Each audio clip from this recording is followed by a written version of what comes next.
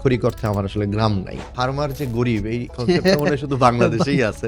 পাশের ক্ষেতে ও গত বছর আলু করে অনেক ভালো টাকা কামাইছে, এই বছর আমি আলুই করব। আমার সবকিছু এখান থেকে ছেড়ে এক্সিট করে চলে আসতে হয়। প্রায় 10 লাখ টাকা লসও করছি। এটা হচ্ছে তুমি যে লার্নিংটা করলা ওইটার তোমার এডুকেশনাল কস্ট। ব্যবসা করতে হইলে গ্রামে গিয়ে থাকতে হবে। তো আমি জানি না এরপরে আপনি ভাবিরে কেমনে বুঝাইছেন এটা আমি জানি না। 4টা-5টা গরু দিয়ে কিন্তু কখনোই আপনি প্রফিটেবল হইতে পারবেন না, যেটাকে আমরা বলি ইন্টিগ্রেটেড ফার্মিং। চারিদিকে সব সবজি খেতে, ধান খেতে বীজ দেওয়া হচ্ছে, এই পোকা উড়ে চলে আসতেছে আপনারে। কীটনাশক ব্যবহার করে কি আসলে সেফ ফুড করা পসিবল? কাজী পেয়ারার একটা গাছ ছিল, উপরটা সবুজ ভিতরে লাল। ছোট ছোট আপনি পেয়ারা। লাস্ট এই পেয়ারা কবে দেখছেন, কবে খাইছেন? তুমি শহরে থাকো মিয়া, তুমি কি বুঝো? চাষের কি হচ্ছে?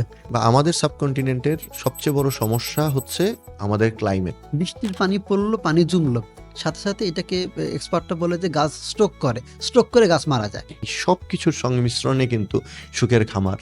একটা হচ্ছে সমন্বিত খামার, আরেকটা হচ্ছে এগ্রো ট্যুরিজম, এবং আরেকটা হচ্ছে সোশ্যাল ইম্প্যাক্ট।